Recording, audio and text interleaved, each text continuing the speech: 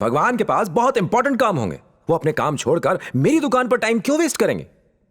आप कंपनी से कहिए सर कि वो मेरे पैसे मुझे दे दे। ऑब्जेक्शन योर ऑनर, कंपनी इन्हें पैसे किस लिए दे? योर ऑनर, मैं पेश करना चाहता हूं कंपनी के टर्म्स एंड कंडीशंस की लिस्ट। Exhibit number 1। ऐसा है तो भगवान से पैसे दिलवाई। चलो बुलाइए उन्हें, राम को, कृष्ण को, शिव को। ओम बूम बड़म बम बड़म बड़म बूम, ऐसे आपको कई जादुई मंत्र आते हैं, बुलाइए उन्हें। भगवान सिर्फ हम जैसे ज्ञानियों को दर्शन देते हैं, तुझ जैसे अज्ञानी के सामने प्रकट नहीं होते। कोई होगा तो आएगा ना। धर्म के नाम पर खुली दुकानों में रोज करोड़ों का टर्नओवर होता है, उसमें से 1 करोड़ मुझे दे दो, छोटा सा हिस्सा है, अपनी दुकान के स्पेशल डिस्काउंट कूपन दूंगा। आई ऑब्जेक्ट योर ऑनर, भगवान की निस्वार्थ सेवा को ये एक बिजनेस का नाम दे रहे हैं। सेवा? यहां सेवा कहां है सर?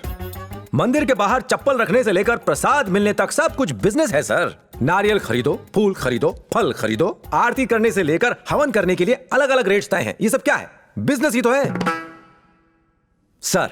फ्री में दर्शन करना धर्म है, टिकट लेकर दर्शन करना धर्म कहलाना चाहिए। रिसेशन के समय में जब दुनिया के सारे बिजनेस लॉस में जाते हैं, इनका धंधा डबल हो जाता है। मेरे जैसे कष्ट भोग रहे लोग इन्हें दक्षिणा देते हैं ताकि हमें सही रास्ता दिखा सकें। यही एक बिजनेस है सर जो कभी लॉस में नहीं जाता। ऊपर से ये लोग टैक्स नहीं भरते। क्यों स्वामी, सही कह रहा हूं? रिलैक्स, ठीक है, एक बात मान लेते हैं कि ये बिजनेस कर रहे हैं। अगर तुमने इंश्योरेंस प्रीमियम समय पे भरा है तो उनसे पैसे क्यों नहीं मांगते? ये स्वामी तुम्हारा नुकसान क्यों भरेंगे? बोलो। क्योंकि मैं इनको भी प्रीमियम भरता आया हूं। What nonsense you are talking?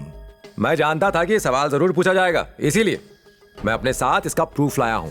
पिछले 18 सालों से जितने मंदिरों में दक्षिणा के नाम पर प्रीमियम भरता आया हूं, उन सब की रिसीट लाया हूं।